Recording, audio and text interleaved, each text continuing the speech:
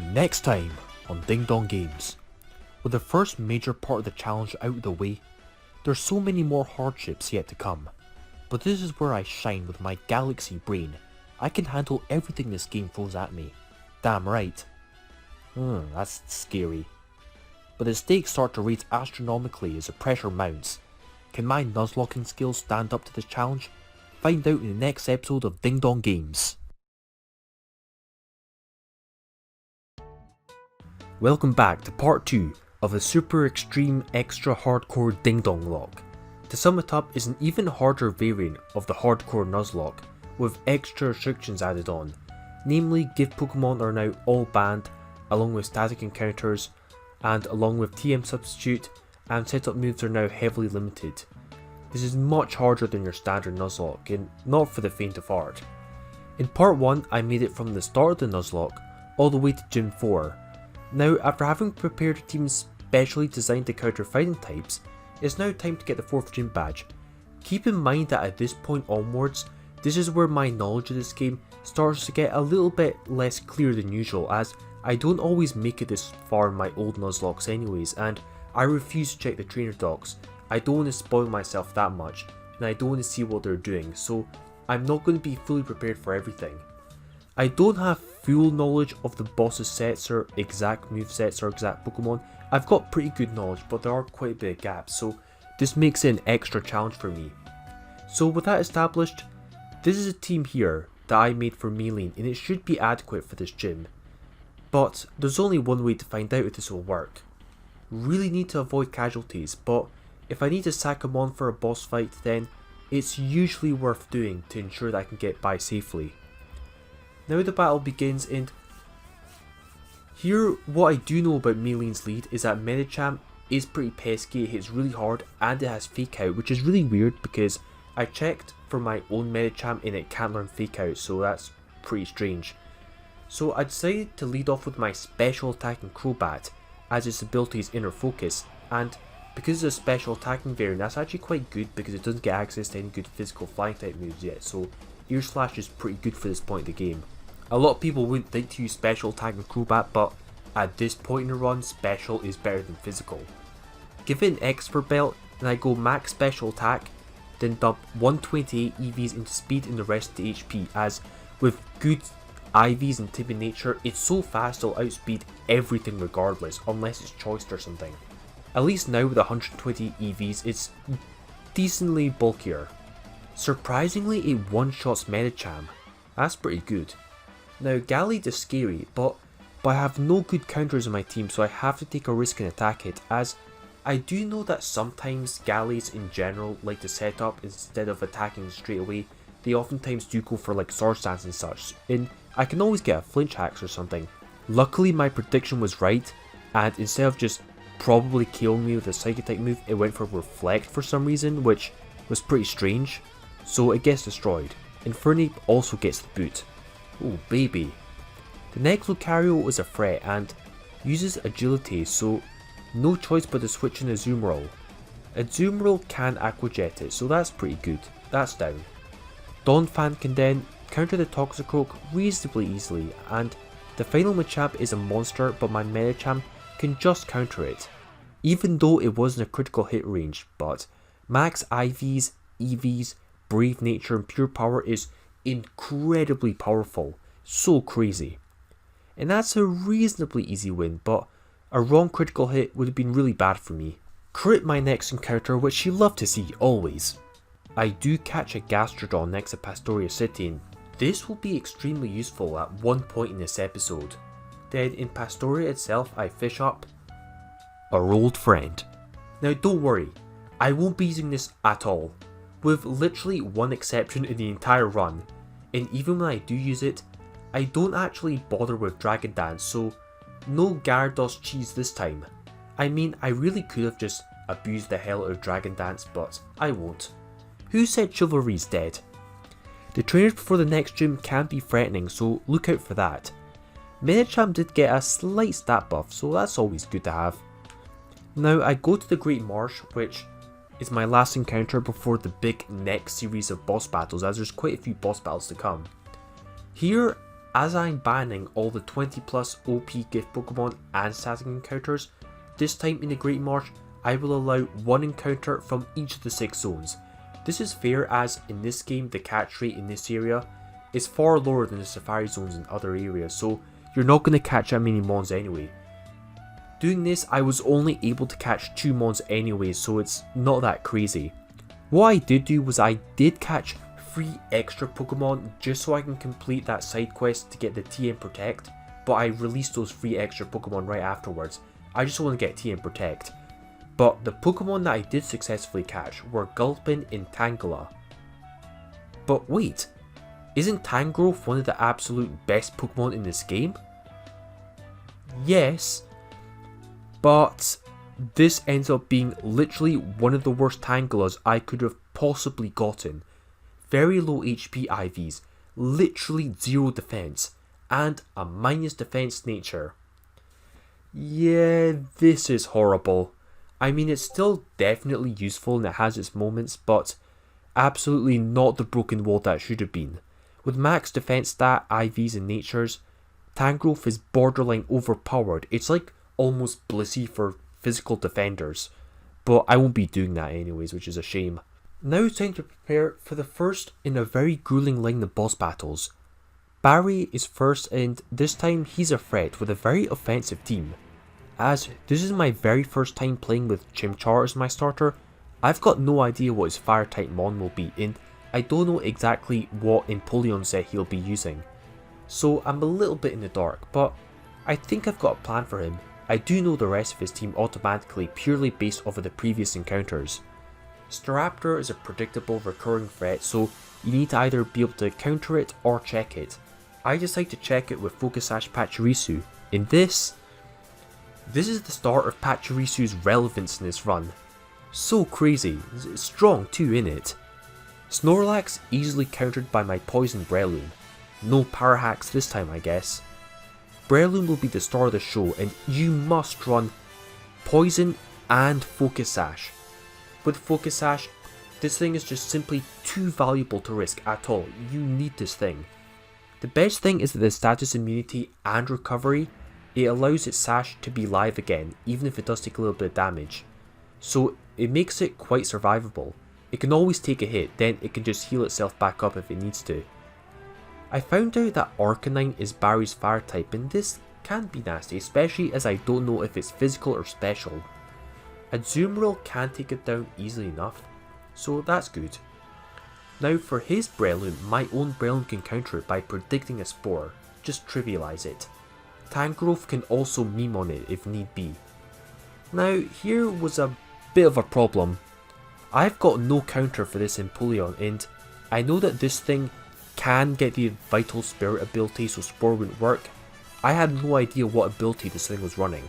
I did find out later on that starter Pokemon in this game almost always have their base abilities, so Empoleon would have had Torrent and not Vital Spirit, so in this matchup I could have easily destroyed it with Breloom, but I didn't want to take that risk. I tried to play it reasonably safe and decided to possibly sack Azumarill, which in hindsight was a really big error on my part. But because it used agility, Azumarill somehow managed to pull through and beat it. Oh well, that's nice. Azumarill is also really good in this fight as it counters Heracross and wins. Great. Like, yeah, Breloom could have easily destroyed the Empoleon, but that's what I should have done in hindsight. Now, time for Gym 5, and for a week, I already have the near perfect strategy to wallop him easily. On the way there, I go to get my second shiny of the run, which I luckily encountered.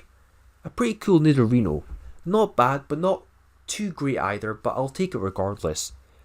I do know that Wake's lead is Quagsire, which is just too easy to set up on. The main issue here is the rain, so I do have an easy strategy to get rid of that. Breloom lead, Spore, use Sunny Day to remove the weather, which is a 10 head play right there, and get a free KO. So now the rain is gone, I've got a free KO, and I've still got full HP Focus Sash. Great start. Easy going from here on. I know from base Platinum that he has to be packing Gyarados, so what I do is a pretty big brain play as I bring Thunder Punch just to beat it. Though it does wake up and break my sash, I still beat it anyways. In the next Poliwrath though, the sash was gone.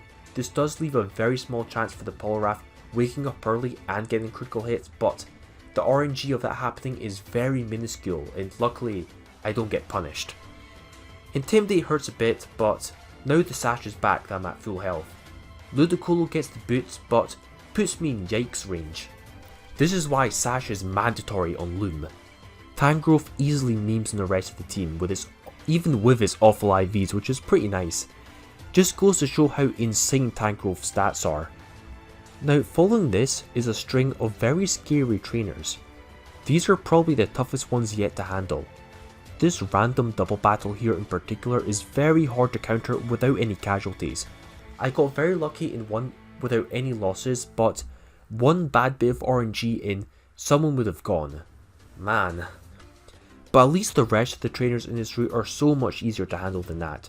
Double battles are just not ideal in Nuzlocke due to how chaotic they can be. With that lucky win, it's time for the next boss, Dawn, who will be a recurring threat, and the problem is that her lead varies this time. And she's also using a different team as well because I'm using a different starter as well. I lead off with Breloom just to be safe as it's always a reliable lead, and her Alakazam is scary as I've got very few reliable counters to it. Breloom can definitely beat it one-on-one with the sash, but I want to save this for later on just in case. In hindsight, I should have just used my Breloom, take the hit with the sash, then take out Alakazam, as that is a really bad threat. But I took a risk and assumed that it did not have Focus Splash. And I was right. Good. Beat it down. Mamoswine gets pummeled by Azumarill, and I use leftovers this time as Azumarill is so strong that it probably doesn't even need extra power and most likely wants more survivability anyways. 2 Aqua Jets is enough to take it out, which is really nice, even with its bad IVs. Tangrowth memes on Torterra and Lopunny, while Azumarill lels on Vaporeon. Okay, now I know what our team is, so that'll be good for the final Dawn battle, so that's pretty convenient. I'll quickly gloss over the first Cyrus fight as it's not too noteworthy, and the final Cyrus battle is the one really worth talking about. Basically, Probopass can easily destroy Crobat, Magnezone with Earth Power, and also Honchkrow, as apparently here it did not have Superpower, which I thought it might have had. And it also did not have Sucker Punch, which is kinda weird. This will come up later on. Weavile just gets stomped by Azumarill. Then, moving on, I catch a Dodrio as my next encounter, which is okay I guess. But the next boss battle coming up here is considered one of the biggest difficulty spikes of the entire game. Castle Valley Darek is no joke. His team is probably the most well-rounded and powerful team yet, combined with the fact that his lead is always picked to counter your own, making it hard to come up with an exact strategy to counter him.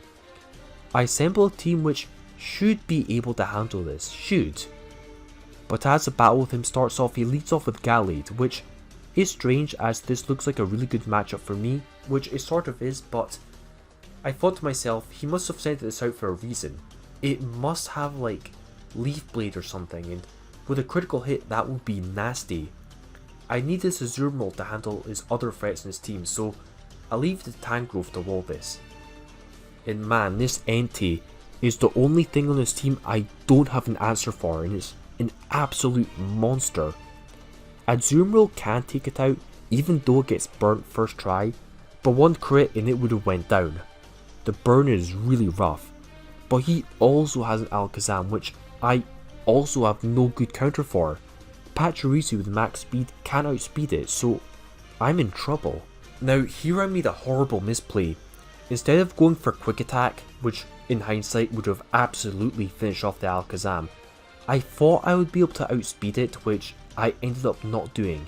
It is fully EV trained with great speed IVs, but the brave nature was what stopped me from outspeeding.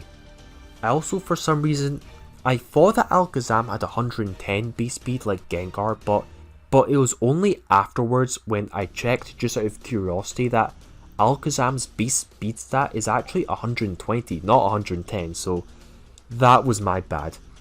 If it did have 110 base speed, then Staraptor would have been able to outspeed it, but I got it mixed up with Gengar. and the brave nature was what really messed up this Raptor in the end. This really pissed me off. It was my fault. I should have used quick attack. With brave nature and good IVs, it would have absolutely destroyed Alakazam, but I was a bit distracted, which I am disappointed about, but occasionally these misplays do happen. At least Alakazam is down. That is a really big threat. And also the next matchup at least is pretty good. Luckily I found out that Empoleon is not Vital Spirit. It could have been Vital Spirit, but I took a gamble that allowed me to destroy it with Breloom. For his own Staraptor, I've got no choice but to sack my Breloom. It's just too strong. Oh man. Oh, I forgot that it's Focus Sash, so yeah. Then Tangrowth beats the rest. Though the Metagross was a threat, my Tangrowth isn't able to wall out that well, and one crit and I would have been in big trouble. And the ending was especially close. I almost lost a second Mon, but I just avoided that. Overall, all things considered, losing only one Mon is great, but I did play pretty badly here, and I do feel like I lucked out to an extent. I should have brought more walls and played better, but it's done now. Goodbye Staraptor. Moving on, at least Barrier 5 was really smooth. He gets predictable after a while. Lead Pachirisu again, Breloom beats Snorlax. Now against Arcanine I did a really weird play. I needed Azumarill to be in good condition for his other mons, so I predicted an electric move again like last time and switch in my newest edition Lopunny to destroy it. Its time has finally come. It's got an Impish nature, so it should be fine, along with his really good stat buffs. But for some reason Arcanine uses Flare Blitz again and could have KO'd me with a critical hit. What? Is this like Choiced or something? It might have been Choice Band. I have no idea why it would have done that to my Azumarill. And I know this will probably have Extreme Speed or something, so just to be safe, I switched out and Aqua Jetted. Which it did end up having Extreme Speed, and is overall a pretty good outcome nonetheless, but I guess that Arcanine must have really wanted to get that 10% burn hacks or something. In that case it should have ran like Ember or something, so at least it doesn't take any recoil or something, you know what I'm saying? But yeah, sometimes the AI does really weird plays that you wouldn't expect them to do. That does happen occasionally. Then Breloom memes on his next two mons, and I now know that Empoleon is not Vital Spirit, because at this point they neither are, so I just win now. Pretty smooth lil. Breloom can outspeed Heracross, but I definitely have Barry figured out now. The Riley fight was surprisingly rough and I really don't remember his team too well, so it was not easy. I know he does have a lead Absol, so Breloom does its thing as my lead and destroys easily, but the Salamence was a massive pain. It got critical hit on my Azumarill and almost one-shotted it. Damn. The good play is that Pachirisu can use Thunder while it's flying and even paralyzes it. I taught it Thunder for Gym 5, so it randomly saved me here, and yes, I could have and definitely should have finished it off in hindsight, but for some reason I was worried of something happening for some reason. So I switched into Crobat and failed to KO it with Fly, leading to Riley using a full restore, and now it looks like I'm screwed as it uses Dragon Dance and I've got a proper possibility of losing at least one other teammate. I misplayed so badly here. But wait, for some reason Riley switched out? What? Why? Well, I'm not complaining as now I've actually got a chance of winning now. Tangrowth can take out the Metagross, but the horrible HP and literally worse defense makes this so much harder than it should be. This Tangrowth literally has 40% less overall survivability than a true max defense one, which is just not good enough. Way less reliable as a physical wall against the powerhouses. And now Salamence is back in to potentially clap my cheeks. This isn't good. I was considering sacking Pachirisu as I seriously considered it for quite a while to be the weakest link in my team, and I did not expect it to be useful later on anyways. But I do have a risky plan. Switching Crobat, use Nasty Plot on the spicy special build and sweep with it? The HP investment makes it so it can take hits decently well, and holy shit, Lucky Flinch was lucky. I might have been able to take a hit depending on what move it used, but Slacking gets pwned by Fly, then Heatwave on Lucario, and this battle was certainly tense. I genuinely feel so lucky to get through without any casualties. This was wild. My lack of knowledge of this boss definitely hurt me, but at least it's over. However, this luck did not last. In Byron's gym, another Metagross got a critical hit on the Zoom Roll and one-shotted it. Holy cum, what the hell? Oh man. I need this thing later on. My Tangrowth wasn't able to wall out well enough, which sucks. A Zoom Roll would have been so good at certain later boss battles, but not anymore I guess.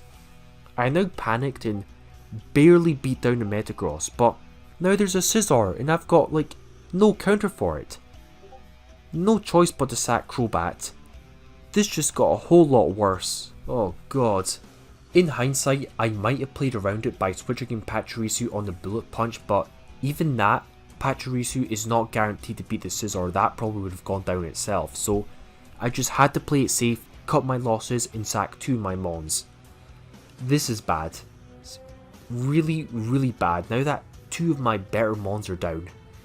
Big yikes. It's also the 3rd Metagross I've had to fight in quick succession and I just can't handle it very well. At this point I really need to redesign my team. Barry will be harder without a Zoom Roll, but it's okay. I have gotten lucky until now, so I'm still in a great position overall, and all things considered I've had minimal losses until now.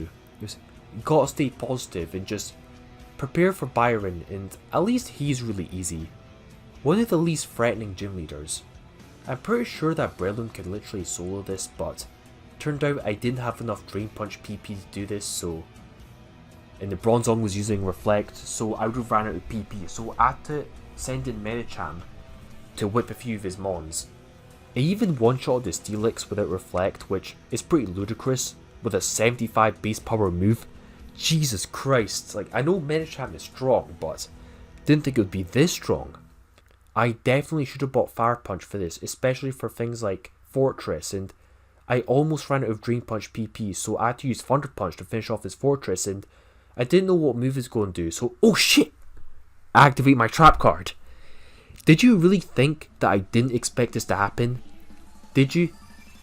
Did you not think I expected the explosion? Well, I certainly did. And with that, Breloom wins. Yeah, this was smooth. A lot smoother than the other gym leaders, I'll say. So the late game is starting to approach and I need to up my game for this. No more bad misplays and losses. I do this by adding a Brave Nature Dragonite to the squad, and Jesus' stats are absurdly good. This will really help me in the following late Galactic battles.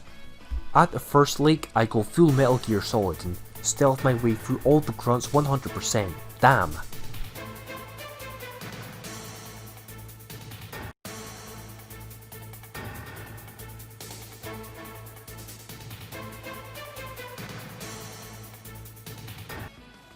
The Galactic admins weren't that bad really.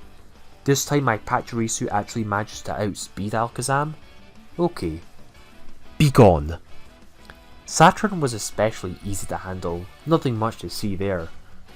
Mars wasn't a big deal either. Hell, Pachirisu outspeeds Crobat and 2-shots Bronzong. You know, since when was Pachirisu used as an offensive powerhouse? That's weird. Mars was not a big deal, her Purugly got power crept to all hell by my Tangrowth. So now after that the goal is to reach the 7th gym, but the impending snow area is going to be a pain to get through.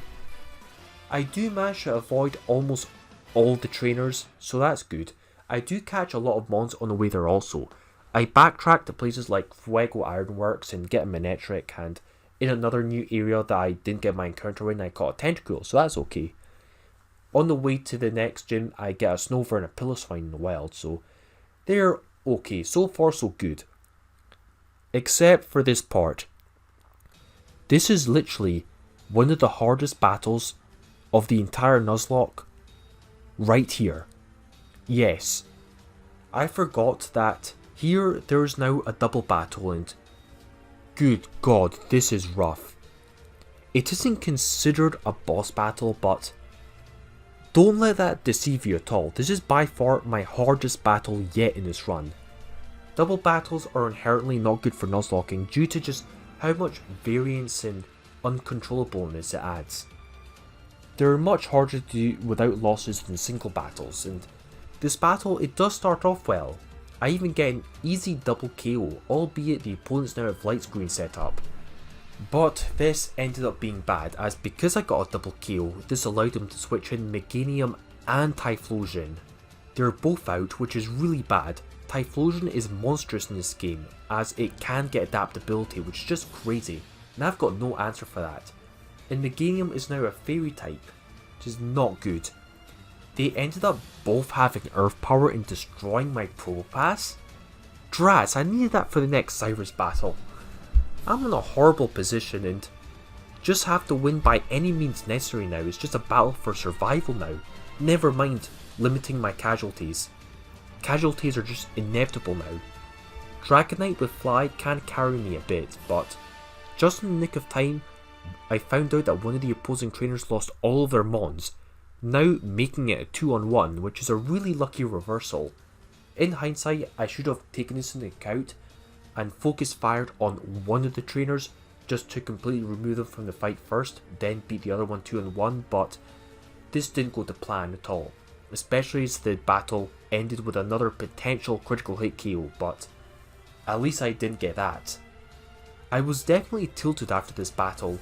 Losing two really good mons did hurt, but I need to remember, all things considered, I'm overall still doing really well. Hell, I didn't even expect to get this far in the first place, not in the dingdonglocke. I have, after all, caught far more mons than I've lost, so I can't complain too much and I can't lose heart, but it still irks me a little bit. The final Pokemon that I do catch for Candice is a Sneasel, which is really good, but Quiet Nature is pretty bad as it does affect some speed tiers, but it's still good. Now it's Candice time and I have a plan for her. I did make a massive miscalculation. I did make a mistake and miscalculated her level cap, so two of my mons are actually a tiny bit over leveled. But what I did to balance this out is I purposely underleveled my other mons just to make up for it, so it's kind of fair now. I know that this gym will do heal shenanigans, and Breloom is always a great lead, so I deploy it again. Spored, and this time I bring back Sunny Day to remove the hail. This is especially necessary as I tested this beforehand and found out that hail damages you before poison heal, so if Breloom goes into Focus Sash, it will get KO'd, so you need to get rid of that hail. It can probably sweep here actually, but unfortunately it doesn't manage to take out the lead, and has to retreat. In hindsight, Infernape could have actually one-shotted Walrein, had I given it an offensive item like Expert Belt, but with Focus Sash it's not guaranteed, and I didn't want to risk it anyways. I didn't do the damage calculations, I only did damage calculations after I completed the Nuzlocke, so yeah, at the time I didn't want to risk it. So I sent in the new sauce, Specially Defensive Gastrodon, which can tank it pretty well, but the bitch withdraws. I don't know at the time, but Flame Wheel is a guaranteed KO at this range. At the time I thought I was taking a massive risk. I definitely should have brought Fire Punch for Iron Fist and that would have absolutely one-shotted it, but luckily I managed to one-shot it anyways. And here was where I misplayed. I should have absolutely close combated, as in hindsight, even without looking at damage calculations, yeah, this would have absolutely KO'd it, even though Walrein's bulky, but in the moment I was just anxious for some reason.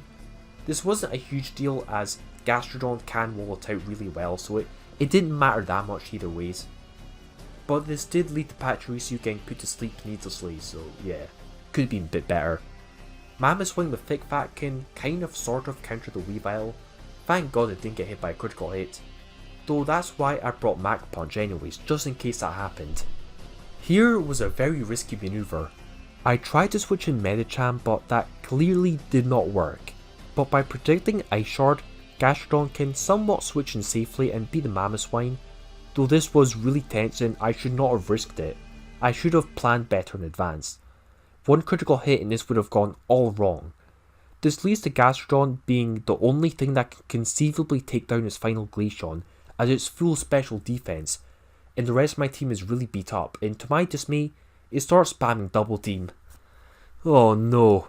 I know I can tank this, potentially PP stall if I have to, but still. I've got to rely on my trump card. Mirror Coats, and yes! I hit it through 6 evasions with Mirror Coat and destroy the Glaceon, giving me the 7th gym badge. Well, this was okay, but overall I definitely could have played significantly more optimally, but that happens, I guess. So it's all a learning experience, I guess. The luck really is coming and going throughout the run, but with that, this episode is beginning to reach its conclusion, as the main event is now to take place. I have to stop Team Galactic, and this just escalates things even more.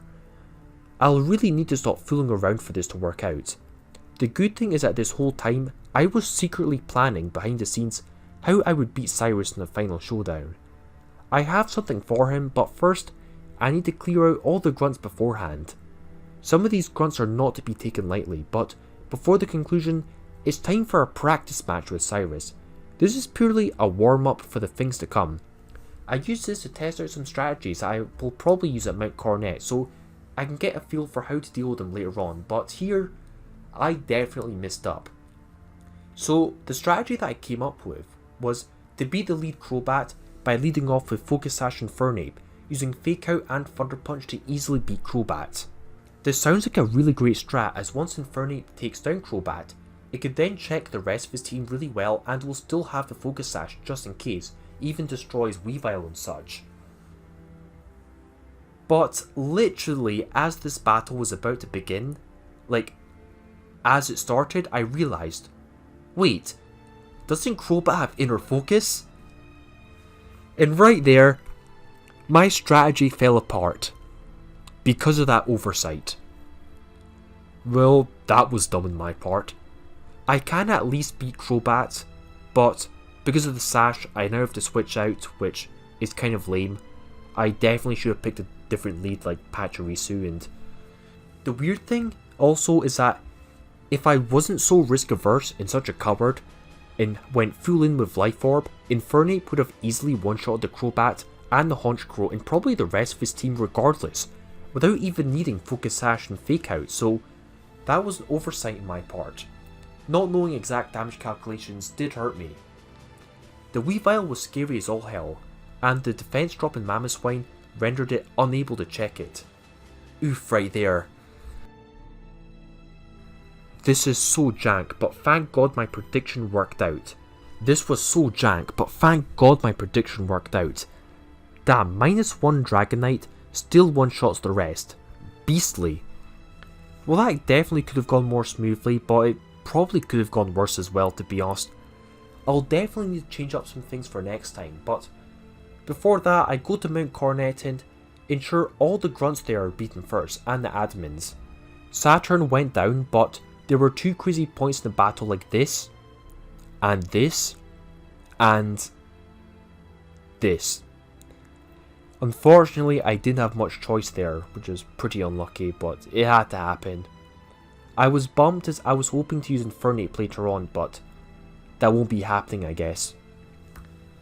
The final battle before the conclusion is a wild 12 vs 12 party, and while this sounds really chaotic and just really bad to do, this time I was totally on top of things and Barry even put in a lot of work, so this battle was a lot smoother than I expected. Patchy is just killing it here. We get a double KO, now his Breloom is out. And has Rock Tomb, which worked really well for me. Pachirisu even goes on a rampage at the end and one-shots a Skunk Tank, which is pretty crazy. Gets a double kill and barely dodges a KO itself, which is really good. With that battle's done easily. But now, it's time for the main event. I go back to the drawing board and redesign my team. The main issue is countering both Cyrus battles back to back. It is very crucial that you avoid casualties in the first battle, and then you also need to make sure that you have the right lead for Cyrus in the second battle as well. But I think I've got the right strategy here. Whew. It's finally time. The battle you all wanted to see.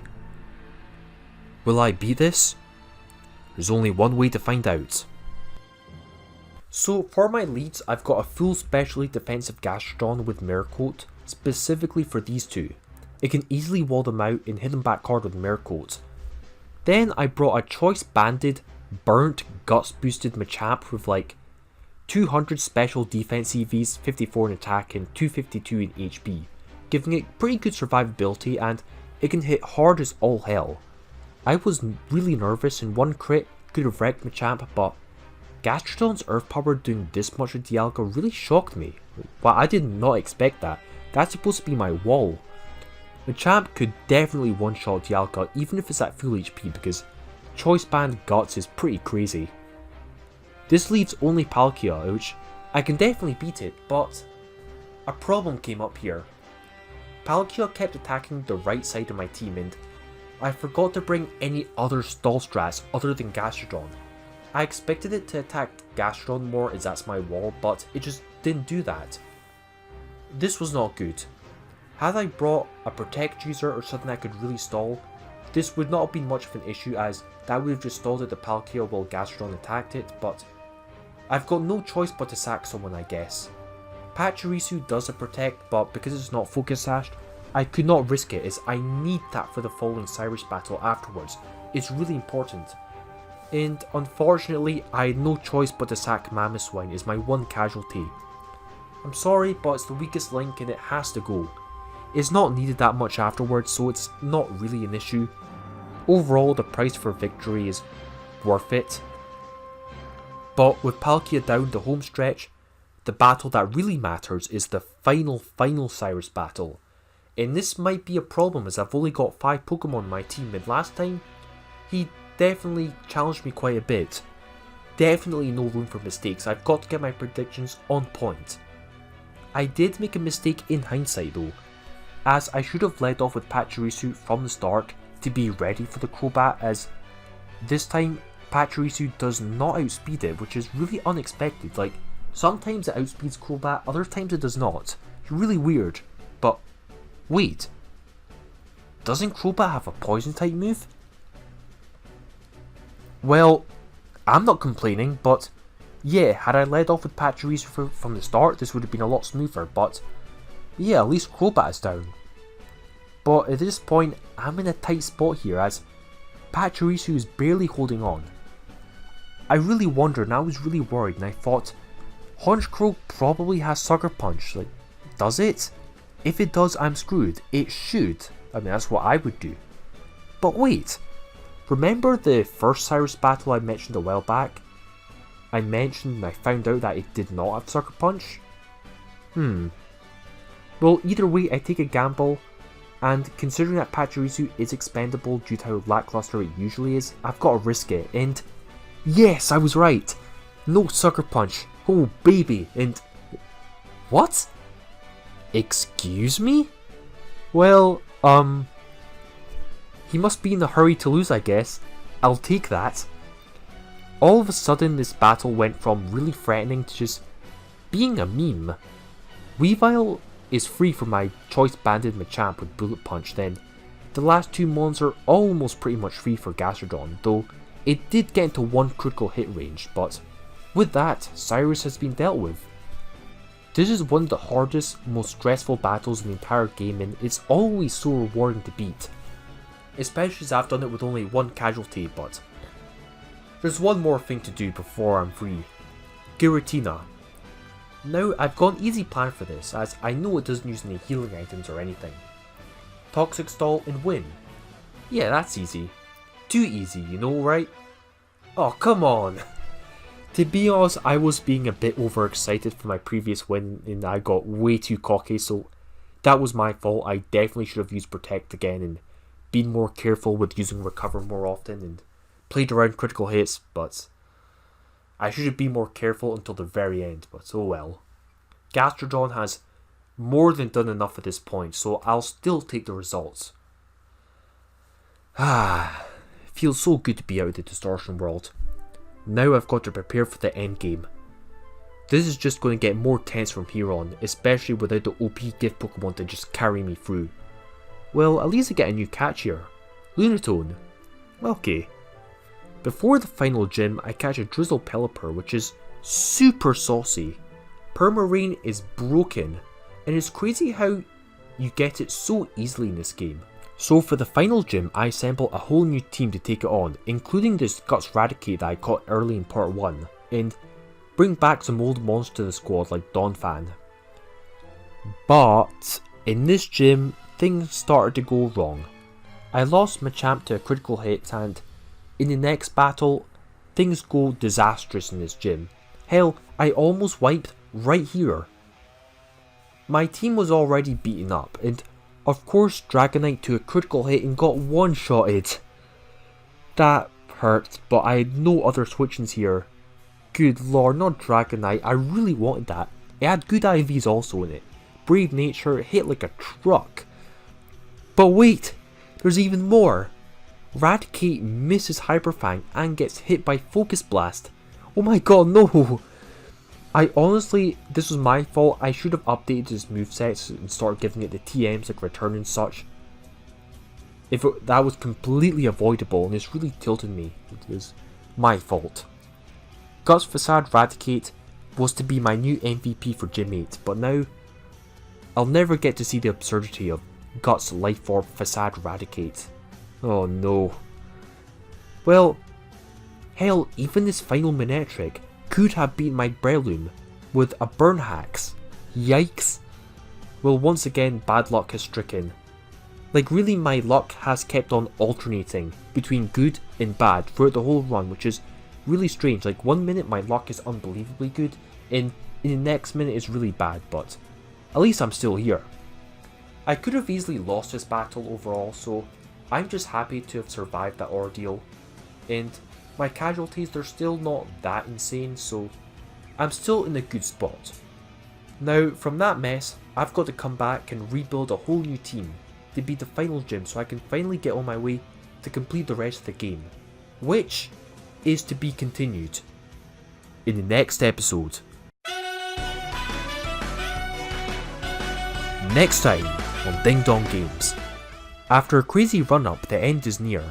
The last gym, Victory Road, the rival battles in Elite Four, the stakes keep getting raised as things only get more and more intense. More of my mons start to faint, and before long a huge problem starts to arise. I'm actually running out of viable mons. This is getting really bad. I'm forced to rely on these low tiered unconventional mons, and can they even stand up to the Elite Four? Find out in the next episode of Ding Dong Games.